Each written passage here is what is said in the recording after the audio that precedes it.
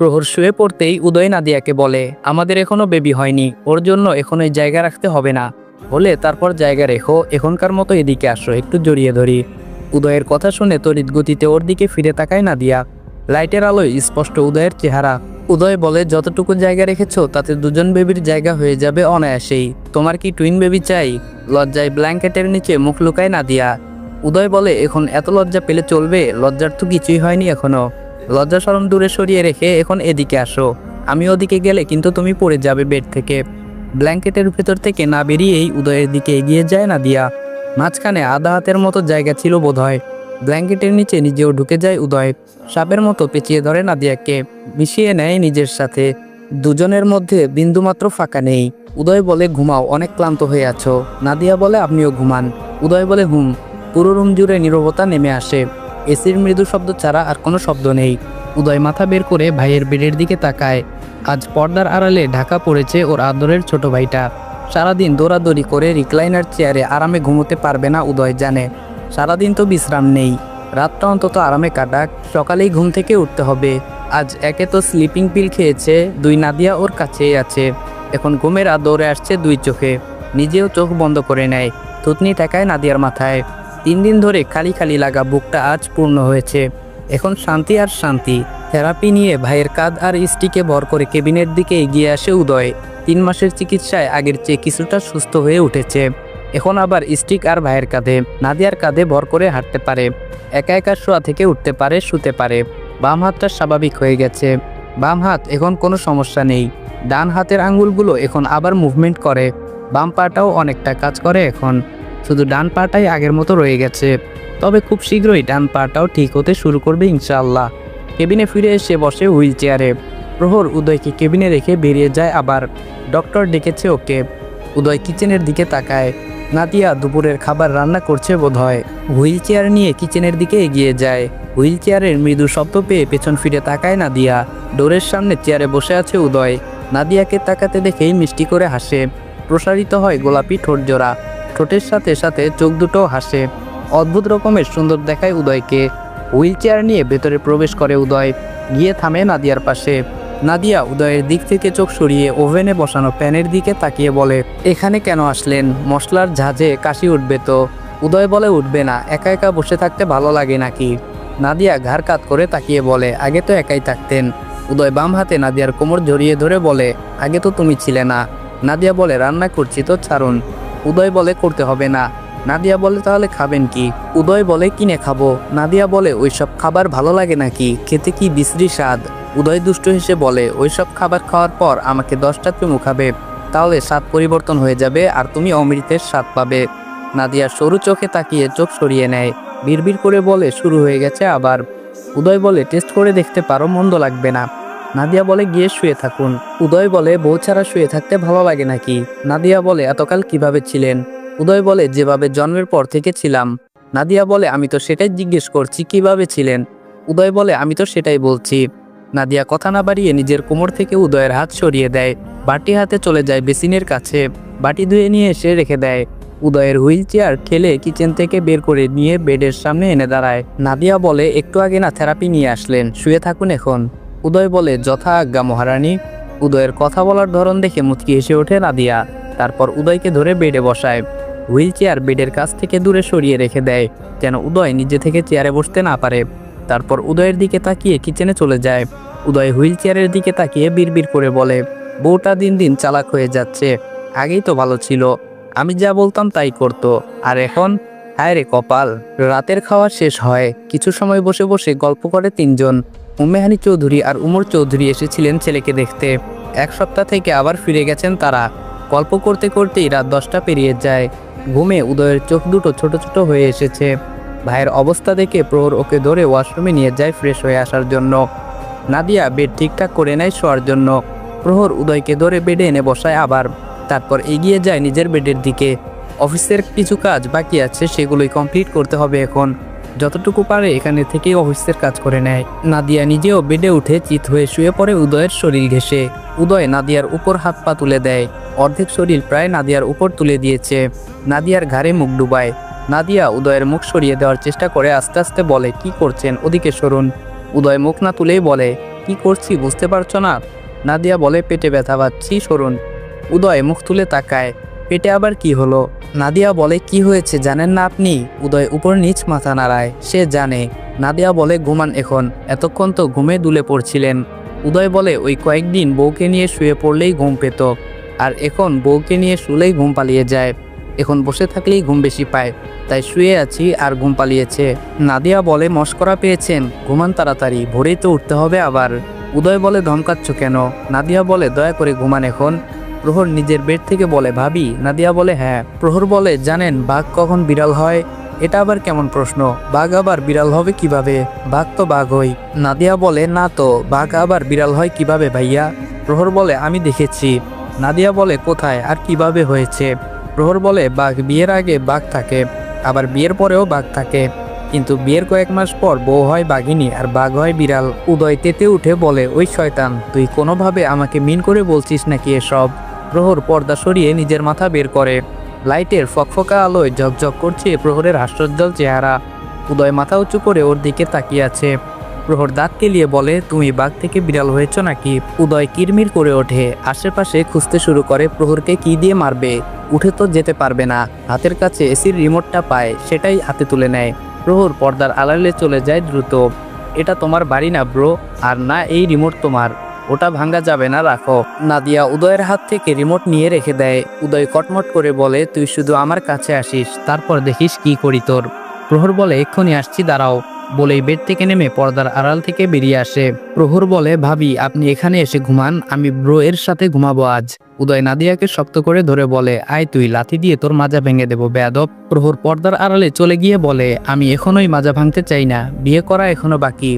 উদয় বলে, তো বিয়ে কর, তোকে আটকে রেখেছে নাকি কেউ? প্রহর বলে, বিয়ে করলেই তো হলো না, কোনটা নাগিন আর কোনটা হরিণ সেটাও জানতে হবে। যেদিন হরিণ পাবো সেদিন বিয়ে করে নেব, এখন ঘুমাও। ছোট ভাইয়ের কথা শুনে উদয় হেসে ওঠে, সাথে নাদিয়াও। ঘুমান, এখন রাত বাড়ছে কিন্তু। উদয় বলে, বউ বোঝে না মনের দুঃখ। নাদিয়ার কানের কাছে মুখ নিয়ে আস্তে আস্তে সুর ধরে গান গেয়ে বলে। নাদিয়া বলে, আর একটাও কথা না, চুপচাপ ঘুমান। উদয় নাদিয়ার বুকে মুখ গুজে চুপ হয়ে যায়। নাদিয়া ব্ল্যাঙ্কেট দিয়ে ভালোভাবে দুজনের শরীর ঢেকে নেয়। উদয় মনে মনে বলে, ভাইয়ের কথাই ঠিক নাকি? আমি সত্যি সত্যি বিড়াল হয়ে গেলাম? কিন্তু আমি তো নাদিয়াকে ভয় পাই না। হসপিটালের সামনে বিশাল এরিয়া জুড়ে পেশেন্টদের হাঁটাহাঁটি করার জন্য জায়গা রাখা হয়েছে। পেশেন্ট ভেতরে থাকতে থাকতে বোরিং হয়ে গেলে এখানে চলে আসে, বিশেষ করে প্যারালাইজড পেশেন্টরা। তারা এখানে এসে হাঁটাহাঁটি করে, ব্যায়াম করে। সময়ের এই ক্ষণে এসে উদয় নিজেও হাঁটছে এখানে। সূর্য পশ্চিম দিকে হেলে পড়েছে, শীতের আগমন ঘটেছে আরও আগেই। উদয়ের বাম হাতে স্টিক, ডান পাশে ওর সাথে হেঁটে চলেছে নাদিয়া। এখন উদয় একা একাই হাঁটতে চলতে পারে, কারোর সাহায্য ছাড়াই, শুধু স্টিক হলেই চলে। প্রহরকে পাঠিয়েছে ফ্ল্যাট খুঁজতে, হসপিটালে আর থাকবে না, ভালো লাগছে না এখানে, আর যতদিন থাকতে হয় ফ্ল্যাটেই থাকবে। চিকিৎসা নেওয়ার জন্য শুধু হসপিটালে আসবে। উদয় হাঁটতে হাঁটতে থেমে যায়, ওর সাথে নাদিয়াও দাঁড়ায়। কি হলো? উদয় বলে, ওই দেখো বেবিটা কত কিউট। উদয়ের হাত অনুসরণ করে সেদিকে দৃষ্টি দেয় নাদিয়া। 2 বছরের একটা বাচ্চা মেয়ে, দেখতে একদম পরীর মতন। বাবার হাত ধরে হাঁটছে, দুজনের পাশে আস্তে আস্তে হেঁটে চলেছে বাচ্চার মা। হয়তো অসুস্থ তিনি। মাশাআল্লাহ, বাবুটা অনেক সুন্দর। উদয় বলে, তোমারও কি এমন বাবু চাই? নাদিয়া বাচ্চাটার দিক থেকে চোখ সরিয়ে উদয়ের দিকে তাকায়। এরকম বাবু লাগবে, একটা না দুটো? আমার কিন্তু দুজন চাই। নাদিয়ার গাল লাল হয়ে ওঠে, এলোমেলো দৃষ্টি ফেলে বলে, হাঁটো তো। উদয় বলে, হাঁটছি তো তখন থেকে, দুটো বাবু একসাথে হলে ভালো হবে, একটা মেয়ে একটা ছেলে। ছেলে মেয়েকে পাহারা দিতে পারবে, বোনের দিকে কেউ তাকালে তার মুখ ভেঙে দেবে। নাদিয়া বলে, উল্টাপাল্টা কথা না বলে হাঁটা শুরু করো। বলেই উদয় ডান হাত ধরে টেনে নিয়ে যাওয়ার চেষ্টা করে। উদয় স্থির হয়ে দাঁড়িয়ে থাকে, নাদিয়ার হাত থেকে নিজের হাত ছাড়িয়ে নেয়। উল্টাপাল্টা কথা কোথায় বললাম? চৌধুরী বাড়ি জুড়ে খুশির আমেজ বিরাজ করছে আজ। 13 মাস পর বাড়ির ছেলে, ছেলের বউ ফিরে আসছে বাড়িতে। আত্মীয় স্বজনও এসেছে। চৌধুরী বাড়ি আজ মানুষজনে পরিপূর্ণ। অনেকে এয়ারপোর্টে গেছে 3 জনকে নিয়ে আসার জন্য। সময় গড়ায়, দুটো কার প্রবেশ করে গেটের ভেতরে। প্রহর কার থেকে নেমেই লাফাতে লাফাতে বাড়ির ভেতর প্রবেশ করে। এত বড় দামড়া ছেলেকে এভাবে লাফাতে দেখে ওর দিকে ভ্রু কুঁচকে তাকায় সকলেই। উম্মেহানি চৌধুরী বলেন, এত বড় ছেলে হয়ে এভাবে লাফাচ্ছিস কেন বাচ্চাদের মতো? প্রহর বলে, একটু পর তোমরাও লাফাবে মম, তোমার মতো পাগল না আমরা। পাশ থেকে কথাগুলো বলে উষা। প্রহর বলে, পাগল না ছাগল সেটা একটু পরেই দেখা যাবে। ছোটরা সবাই হৈ হৈ করে ওঠে, সবাই গেটের দিকে তাকায়। বাম হাতে স্টিক আর ডান হাতের মুঠোয় নাদিয়ার হাত ধরে সিঁড়ি বেয়ে উপরে উঠছে উদয়। মুখে আগের সেই চিরচেনা হাসি বিদ্যমান। উদয়ের স্বাস্থ্য পরিবর্তন হয়েছে, এখন আর আগের মতো শুকনো নেই। 3 বছর আগে যেমন ছিল তেমন হয়ে গেছে। ছেলের এত পরিবর্তন দেখে উম্মেহানি চৌধুরী চোখ বেয়ে গড়িয়ে পড়ে পানি। তবে ঠোঁটে হাসি বিদ্যমান রয়েছে। নাদিয়ার মুখ দেখা যাচ্ছে না, নিকাবের আড়ালে ঢাকা পড়েছে। আস্তে আস্তে বাড়ির ভেতর প্রবেশ করে সবাই। সবাই শুধু হা করে তাকিয়ে উদয়কে দেখছে। এতটা পরিবর্তন হবে ভাবেনি হয়তো কেউ। উদয়, নাদিয়া, প্রহর সোফায় বসে। লম্বা জার্নিতে 3 জন ভীষণ ক্লান্ত। যারা যারা এয়ারপোর্টে গিয়েছিল তারাও সোফায় বসে পড়ে। 3 জনকে ঘেরাও করে দাঁড়ায় বাকি সবাই। 13 মাস পর 3 জন বাড়ি ফিরল। সকলেরই মনে হচ্ছে 13 বছর পর বাড়ি ফিরেছে। গম্ভীর উদয়ের চোখে মুখে আগের সেই চিরচেনা প্রাণখোলা হাসি। সকলের সাথে হাসি মুখে কথা বলছে। সকলের ভালো মন্দের খোঁজখবর নেয়। কুশল বিনিময় শেষ হয়। প্রহর ভাই ভাবির দিকে তাকিয়ে আবার সকলের দিকে তাকায়, তারপর আবার উদয়ের দিকে তাকায়। চোখে চোখে ইশারা করে কথা বলে দুই ভাই। প্রহর গলা খাকারি দিয়ে সকলের দৃষ্টি আকর্ষণ করে, তারপর ডান হাত উঁচু করে মুঠো করে ধরে মুখের সামনে মাইক্রোফোনের মতো করে বলে, গাইস, আপনাদের সকলের জন্য একটা ধামাকাদার সারপ্রাইজ আছে। সবাই কপাল ভ্রু কুঁচকে নেয়। কিসের সারপ্রাইজ? তাও আবার ধামাকাদার? উষা কৌতূহলী হয়ে জিজ্ঞেস করে, কি সারপ্রাইজ ভাইয়া? প্রহর বলে, বলছি তো, দাঁড়া একটু। উষা বলে, দাঁড়িয়েই তো আছি। প্রহর বলে, আমি যা বলছিলাম, আপনাদের সকলের জন্য জার্মানি থেকে গিফট নিয়ে এসেছি। কিন্তু আফসোসের বিষয় হচ্ছে এখন গিফটটা আপনারা হাতে পাবেন না। গিফট পাওয়ার জন্য আপনাদের অপেক্ষা করতে হবে দীর্ঘদিন। সারপ্রাইজটা বলে দেই, গিফট পরে নেবেন। প্রহরের কথা শুনে ছোট বড় সকলের কপালে ভাঁজ পড়ে কয়েকটা করে। ওর সব কথা সকলের মাথার উপর দিয়ে যাচ্ছে যেন। উম্মেহানি চৌধুরী বলেন, কি গিফট, কি সারপ্রাইজ, বলবি তো? প্রহর বলে, দাঁড়াও না মম, আমার কথা শেষ তো করতে দেবে। ব্রো চাইছিল গিফটটা নিজের হাতে করে নিয়ে এসে তোমাদের সকলের হাতে দেবে। সেজন্যই এখন দেশে আসতে চাইনি, কিন্তু আমার অত দেরি সহ্য হয়নি, তাই জোর করে ধরে নিয়ে চলে এসেছি। উম্মেহানি চৌধুরী বলেন, কি বলতে চাইছিস ভালো করে বল, ঘুরিয়ে পেঁচিয়ে না বলে। প্রহর বলে, এত অধৈর্য কেন তোমরা? কথা শেষ করতেই দাও না। যা বলছিলাম, তখন বললে না আমি নাচতে নাচতে লাফাতে লাফাতে কেন আসলাম, এখন তোমরাও নাচবে আর লাফাবে। উষা বলে, কেন? প্রহর বলে, আবার মাঝখানে কথা বলে, আমরা বাড়ি থেকে জার্মানি গেলাম 3 জন, কিন্তু ব্রো 4 জন হয়ে ফিরতে চাইছিল, কিন্তু আমি বললাম 3 জন এসেছি, 3 জন ফিরবো। উষা বলে, আরেকজন কোথায় পাবে? প্রহর রেগে তাকায় উষার দিকে। উষা শুকনো ঢোক গিলে মুখ বন্ধ করে নেয়, আর কথা বলবে না। ওমর চৌধুরী বলেন, কি গিফট সারপ্রাইজের কথা বলছিস, ক্লিয়ার করে বল। 2 মিনিটের কথা 10 মিনিটেও বলতে পারছিস না? প্রহর বলে, কিভাবে বলবো ড্যাড, আমার কথা শেষ হওয়ার আগেই তো তোমাদের মুখ খুলছ। পাশের সোফায় বসে থাকা প্রহরের ফুফাতো ভাই বলে, ব্রো কি তোকে বিয়ে করিয়ে বউ নিয়ে আসতে চাইছিল নাকি? তারপর 3 জন থেকে 4 জন হয়ে দেশে ফিরতি। মেয়ে পছন্দ করে রেখেছিস, এই খুশিতে তুই এভাবে নাচছিলি, আবার বাদরের মতো লাফাচ্ছিলিও। মেয়েটা বাংলাদেশের নাকি জার্মানির? দেখতে কেমন রে? পরপর 3 জনের প্রশ্নে বিরক্ত হয় প্রহর। ওর কথা শেষ করতে না দিয়ে নিজেরাই বকবক করে যাচ্ছে তখন থেকে।